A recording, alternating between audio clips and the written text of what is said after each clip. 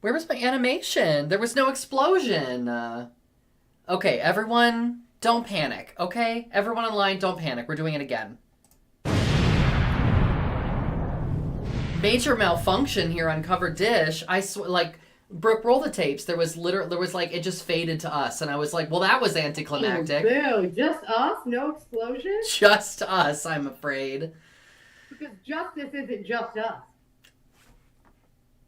Scholars remain divided. Anyway, I would like to talk about Madeline Ashton. Welcome to the deal, where we still haven't cooked anything.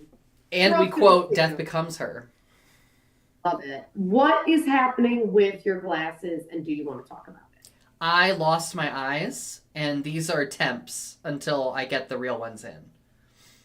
I love that. It looks amazing. But we're talking about fashion, and I felt like I didn't have time to change. I didn't have time to put on something really, like, fashionable. Thank God I had my little short coffin press-ons on still. Thank God. Thank God. Thank God. And I had this this cute little I had to accessorize. Very cute. Love it. There we go. Wait, who is she? Oh, I know. I have my nails painted like a mauve. Fabulous. Berry. And I got fashion ring from my mom, and then these were $8 at Claire's. Love that. Love that. Listen. High low, high low. Don't sleep on Claire's, okay? I know all of you ladies walk right on by, but let me tell you, there's some hidden gems. There are. I love their hoops. Mm-hmm. $8 later, you get about 6 months wear. Wrap it up. Wrap it up. You know what? When the coating comes off, now they're silver hoops. Yeah. Oh my God, I'm into silver now. There you go. Oh, I love that for us. Well, I'm changing it up tonight and drinking a cab. Girl, what are you having? You know what? I was in a panic, so I have a big fat nothing. We've all been there. But if you want me to pause the stream, I can go up and get something, like maybe a nice... We didn't even have an explosion. Yeah. We're here to talk about fashion, and I think that's so hilarious considering how not fashionable I am and how fashionable you are. So I just want to point out for our viewers, I did not choose this topic because I would never do that to myself. I love myself. I set myself up for success. Not every day, but most days. And this would not have set me. Girl, guilty. I am in a black tank top and gold hoops. Like I am in every fucking week on the dish. I mean, you can't beat the classics. You have to have some staples in your wardrobe. And I think... all staples. All staples. And you know what? You can't beat a nice, sensible black tank top. Very slimming, very au courant, very timeless, That's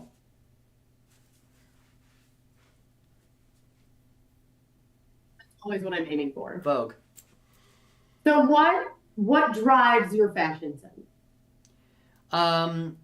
Madness. No, here's what I'd say. What drives my fashion sense is, frankly, what drives everything in my life, which is a symbiotic balance between caffeine and alcohol. And then we throw in a little Zoloft just for fun. It's actually mostly caffeine and Zoloft and then a little alcohol in there for fun. We're still figuring out the balance, It's trial and error. I don't know what is going on there right here, but I hate it. Wait, what? What? What do you hate about it? It's flipping out. Oh, yeah. I don't like that it's flipping out. I'm just flipping out? Hello. This person. No, I think it's just kind of like subsisting in a constant state of near equilibrium, but never quite being there. That's the thing, is like the most important thing about fashion is never to get too comfortable. Okay? This is like the gay version of that straight guy meme, never let them know your next move. Well, it's a thing. Anyway, I know, like, this is not for our audience. We're losing our target audience here. No, way more, tractor salesman than me. So what is this? Never let them know your next move. It's just like a thing. It's like on a poster in the gym. You know what I mean? Oh, okay. Yeah, It doesn't mean anything. It's like Slay Mama T. You know what I mean? It's like it's the straight version of that. Okay. It might as well say keep calm and carry on. You know what I mean? Yes. Those posters from 2011. Hilarious. But it's just like just switch it up. You know what I mean? If you find yourself wearing the same thing, like this is my Monday outfit, this is my Tuesday outfit, maybe just like take a minute and examine some element of chaos that you could throw into the mix. You know what I mean? Mm-hmm. Mm-hmm. I love that. I saw a very interesting reel recently that was this witch with this really heavy Irish accent. Love that. And she pointed out that there's this fear around like magic backfiring, which is actually a false narrative told to people using witchcraft and the occult to scare them away from doing it. Okay. And it's like you could say the same thing about fashion, right? It's not going to backfire. The worst thing that happens is like you look a little ridiculous that day. And honestly, we all need to take ourselves less seriously. Yeah. Yeah, absolutely. We surely do. Yeah. We surely do. So that's my advice. Yeah. I really like that. I like that. I like a lot of like high lows, right? Like I'm like, oh, I have this high end piece, and then I put it with like a thrift store piece. Yes, yes. Mm-hmm. You know, I find like a lot of, because it's really hard like moving to this market. So Columbus was like all thrift store. Like you wore designer, it's like, you know what I mean? Yes, yes. And down here, if you don't wear designer, you're kind of looked down on. And I'm like, well, or both. Because I've never really been into brands. Like I've never really been able to pull it off. My body is kind of shaped like a boxy avocado. I'm not made for high fashion. And I always found spending money on shoes to be stupid because I walk on the ground in them. Yeah, it's a depreciating asset. It is. It is. And I finally got, okay, so this October for my birthday, I got myself a pair of Louboutins for a work event. And I was like, I'm going to give this shit a try. And I was like, these are awesome. Every woman is stopping me at this event. Like, those are stunning. Where did you get those? Where did you get those? Those are stunning. Mm-hmm. And it's just so funny because it's like, these are designed for the male gaze, but no man is looking at them. Yeah, yeah. Well, if I had one more piece of advice, it's like, if you're not dressing for you, then you might as well not. Oh, just, like... For the record, I was dressing for me. They were brown snakeskin pumps. They're stunning. And yeah. Or no, sorry, brown alligator skin pumps. They're so sexy. Oh, wow. And they just look amazing with everything. And they have the red bottoms. So it's like the brown and red. It's super stunning. I can wear them with anything. Mm-hmm. Anything that isn't black, I can wear them. So I'm like, oh, I love these. They make me feel good. Yeah, I knew you were wearing them for you because you have your priorities in order. You know what I mean? And this is not a show about tearing anybody down, but I do think that like the best gift you can give yourself is to find that inner voice that's like this is the like I know who I am. Like if you know who you are and you're willing to take a little bit of risks, then you figured it out. That's the magic formula. You taught me the best fashion advice, which is that's too much material. Like, take more off. Is that what you're saying? Yeah, yeah. Where are the feathers? So I had an event this weekend and I wore a dress that I don't think I thought was that scandalous, but I am discovering was. Tell me about it. So it's what I wore to Queer Bomb, shouts Columbus.com/Queer Bomb last year. Columbus.com. And it's like long, but there's slits up both legs. And then it like goes down to the sternum and there's like, it's like very J-Lo, her like green dress, but cheaper, like from a stripper store. Yeah. And I don't know, I apparently stressed a lot of people out. But I loved it. And it was fun. That's great. I love that. That's the perfect example of like, you put that on for you, you know? Like, I will... what's the story I want to tell at an event and how do I want to feel when I'm at the event and I go to the bathroom and I look at myself in the mirror and I go, still got it. You know what I mean? That's my goal. Love that. Yeah. Yeah. And I think yeah, you've definitely taught me that inner fashion. All right. Fashion faux pas. What should you not do? Okay. I really think, I really don't like, I'm just going to say it, girl. I really don't like a cap sleeve. I don't get them either. Wow. I know. You heard it here first. I know. Uncovered it. I really don't like a cap sleeve. Which, by the way, my sweater kind of has one because this is what it would be if there was no rest of the sleeve. But it's like, you want to either do sleeveless or a short sleeve. Like, I really don't get the in between. You know, this kind of like controversial take. You can't run for office.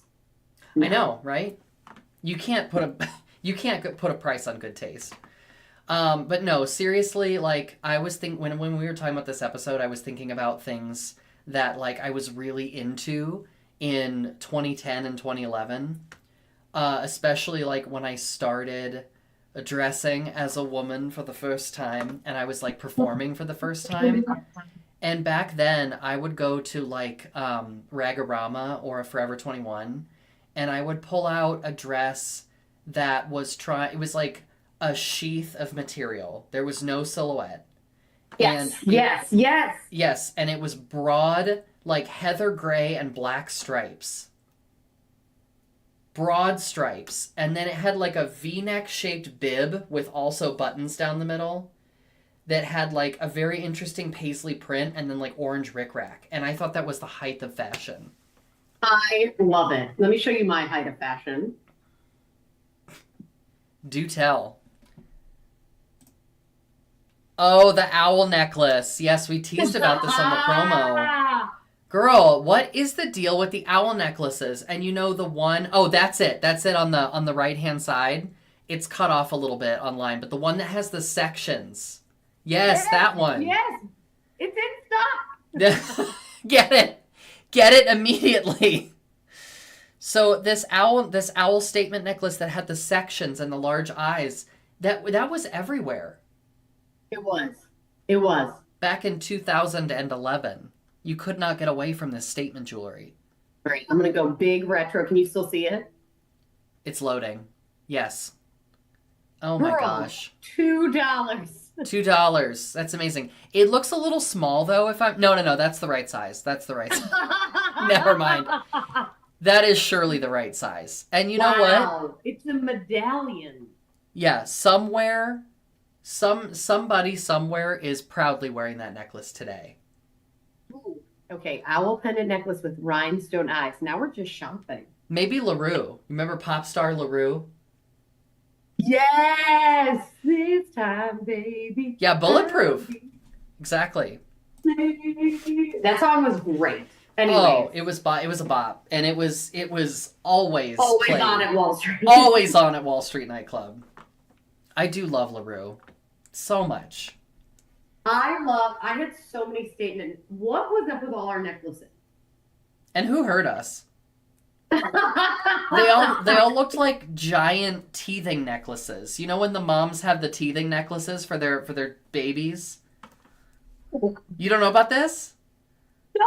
Okay, I'm there's Googling this now. Yeah, Google that. It's like giant like rubber polyhedrons in a tight necklace. Oh my God. Yeah, and then this is the whole thing. It's a whole thing, so the babies can chew on them while the mom is holding on them because they don't want them chewing on their like actual jewelry. It's yeah, it's a thing.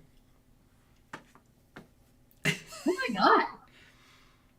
Which I will not accept. Okay.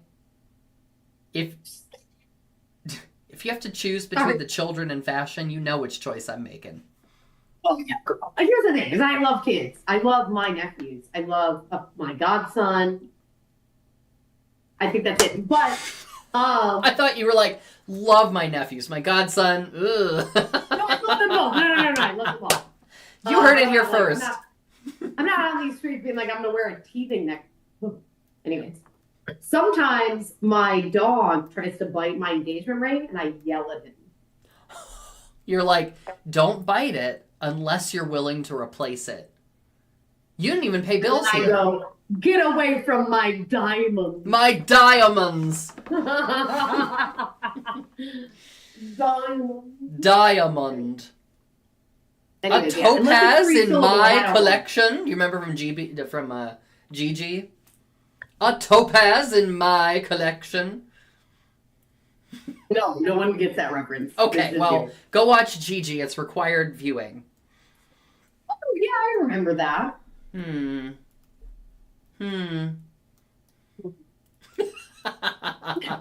That's fashion. All right, fashion faux pas is to me all designer. Really, all of them? No. Like if you're in all designer. Oh, Like, I it's like find all that I'm like- designers canceled. Trash. I'm like, I find it really unoriginal. Yeah. I'm like, I don't like it. Oh, And yes. Just to You know what I'm piggyback, yes, I do. Just to piggyback off of that, I don't like it when the label is the piece. Like if you have help me out here. When you have like a tracksuit that is just like the whole print is just the name of the designer. oh my God, we were in Vegas and there was a woman in a Chanel onesie that was a knockoff Chanel onesie. Mm-hmm. And it was like pajamas, but a Chanel onesie. Yeah. But it was not Chanel, obviously, it was Chanel. And it was like floored. And I was like, this is such a funny flex. Like, I'm just like, it's not real. We all know it's not real. And it's just like, Chanel! And I'm like, Channel. Chanel girl. I don't like heavy brand shit. Yeah. Yeah, there's a lot of risks that I will respect that the risk was taken. And you know what that is? It's lazy. Because this statement is the fact that you have like a big brand name across the garment or the accessory or whatever. Like the strap has this big, it's like just get a personality. Yeah. And I think honestly, I'm really glad I came up in Columbus in my 20s because I think like a lot of other cities and regions, like that's so focused on. Mm-hmm. And it's like, oh, this is so tiring and expensive and stupid. Like Yeah, for my what? favorite what? Yeah, for what? Exactly. Exactly. Like my favorite purse, the purse I get so many compliments on, is a vintage snakeskin purse from a woman who just like runs a pop-up shop in Strongwater or used to. And like she would just curate pieces and I would go check them out. And like they were like $50, $70, and they're amazing. You know what I mean? Like I think you just have to find like your people, you know? Yeah, I mean, I also like that I came up in performing because I think so, yeah. yeah, when you don't have a lot of money, that stuff doesn't become important. You're like, oh no, I'm gonna get the cheap stuff so that I can have more cheap things. you know? Like, why would I get the $1,000 sequin piece when I could have like 100 sequin pieces? Oh my God, remember those burlesque dancers? Please don't, I hope you're not watching. They would be like, all of her costumes are made of Swarovski crystal or some shit. And I was like, no one cares. Yeah, I mean, like, sure, if you're Dita and you have like tons of money to throw at expensive stones, but like it really, what people are caring about is your artistry, not the quality of the material, Like you don't need to have silk organza to get flow on stage. You can go with a nice gauze, Yeah. Like I don't Well, care if you get up there with like- nylon, just like make it work. Yeah, absolutely. Absolutely. And that's what I loved about like the performer scene. Well, I did not love like the men on stage who would just walk on in like flip flops and shorts and like an old t-shirt from stand up. But you know what I mean? There's a balance. Yeah. There's a balance. Oh, this is a Speaking of fashion design. faux pas, yeah, that just like the whole male comedy scene. I'm just gonna, you have been put on blast because There's a comedian, Sumek Torgelkar. He lives in Colorado. If you ever have a chance to see Sumek, he's hilarious. But what I love about Sumek is he gets really mad at comedians who wear open-toed shoes on stage.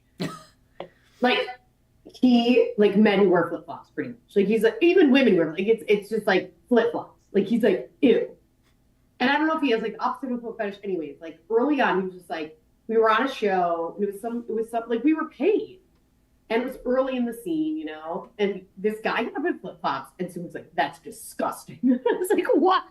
He should just hand out fake OSHA citations, you know, like workplace That's what I'm safety. saying, Yeah. exactly. But I was like, it was kind of this like, oh, you didn't dress up for it, you didn't show up for it, like the performance of fashion, the performance of what you're, you know, and especially in our community, in the queer community, like I think about that when I was coming out, and I know we talked about this a few weeks ago, but like I really struggled because I wasn't femme enough, and my fashion did not reflect high femme, and in that, because I wasn't high femme, I wasn't attracting the kind of people I was attracted to, and it took me really getting into my 30s, you know, late 20s, early 30s to start honing what my femininity looked like that was palatable enough for someone who was masculine enough to be attracted to me, because we're all kind of still stuck in this heteronormative world and we're not immune to it. And I think about, you know, these spaces I was in that kind of let me play with hyper femininity and hyper masculinity on stage Yeah. and kind of let me find my space.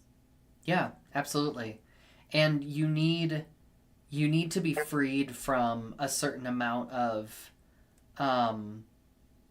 societal restriction in order to like give yourself permission to do that.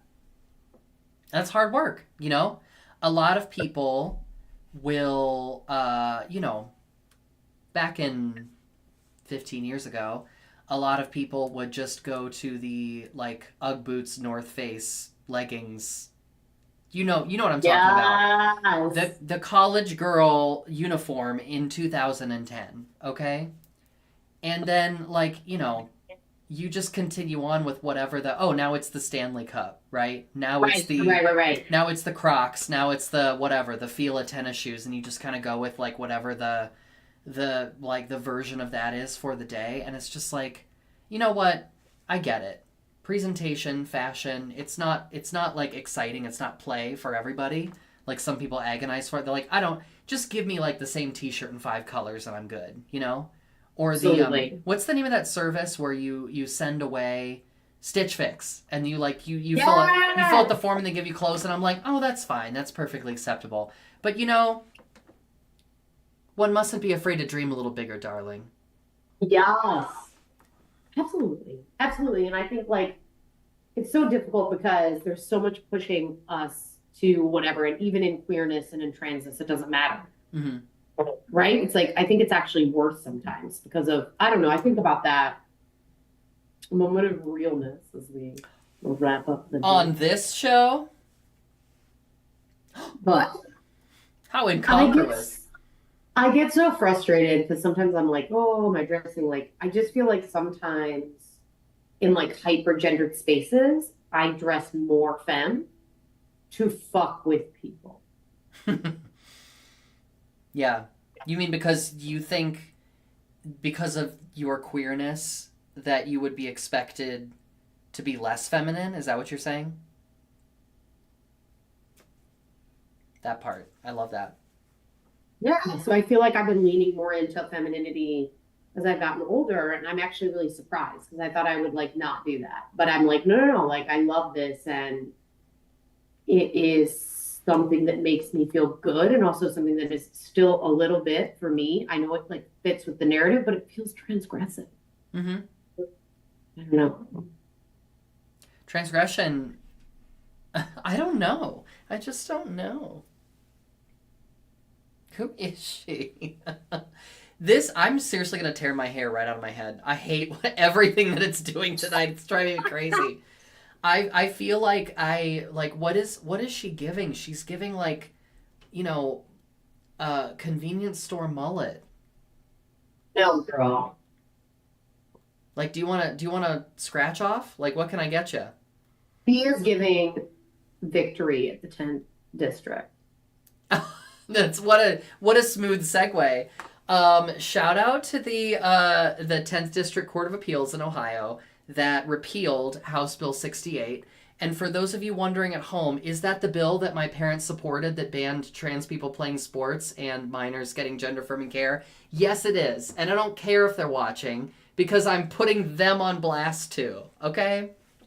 First of all, this affects like a dozen kids. And if you don't want a fifth grader to play like intramural badminton, what is wrong with you? And also, more importantly, go to the Trevor Project website and check the number of suicides from trans and queer kids who can't access gender affirming care. It is monumentally devastating. And these bills do not perpetuate violence, they cause violence. Correct. And also the decision was so amazing. Like the decision from the district court is a bloodbath. Like they put the legislature on blast. They're like, listen, This is unconstitutional. it's unconstitutional. It replaces unconstitutional. yeah, it replaces the role of parents and healthcare professionals and puts it in the hands of the state. And also, like, we give these hormone treatments to other minors that are not experiencing gender dysphoria. So it literally is just targeting trans-identified minors. Like, this is a discriminatory targeting legislation. Let me tell you something, and this is a good closing argument for that. Fashion. So, do you follow football, otherwise known as soccer? I do not. Okay. So Lionel Messi is the world's most famous soccer player. Do you know him? No. I love that. I know the game involves a sphere. Okay. So Lionel Messi, if you know who he is, and straight people who are still watching, including Eileen's parents, I guess, let me tell you about it. So Lionel Messi is the best fucking football player on the planet right now. And Lionel Messi had gender affirming care. When he was born in South America, he was short, and his parents got him treatments to make him taller. And homie, by the way, is still fucking short, and you know I love a short king, so I follow his career. By the way, they boob didn't work, flop. No, I'm just Yeah, no, he did. No, I'm just And kidding. he got to be like I'm 5'5". just kidding. Yeah. And Love that. he had gender affirming care. Yeah. Because there was so much pressure on men to be tall. And his parents were like, we want him to be bigger, we want him to be taller, he's already an amazing footballer, blah, blah, blah. So when people ask me, are you against gender affirming care? I'm like, are you against Lionel Messi? And that's my new response. So you can use it for those of you who are in the soccer world, for everyone else on the planet besides Eileen. Yeah. By the way, gender affirming care also includes hair plugs,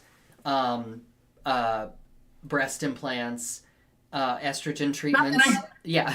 You're like the no.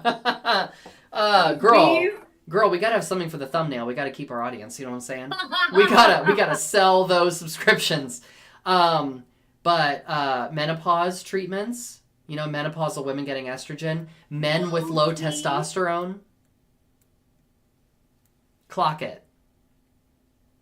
So we see what's going on here. Girl, we surely do. Yeah. We surely do. It is always such a pleasure to connect with you, and it's a pleasure to connect to our audience, all one of you. I love you. And first of all, you look great. And second of all, I feel the need to like be kinder to myself tonight than I have been.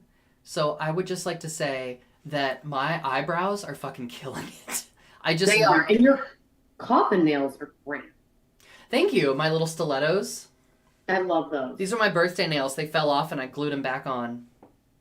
Girl, sometimes that's what you gotta do. Yeah, you know what? When life gives you lemons, glue them back on. What a closing argument. Thank you all for tuning in this week and every week on Covered Dish. We'll see you next week. Love you, kitties. See you next week. Bye.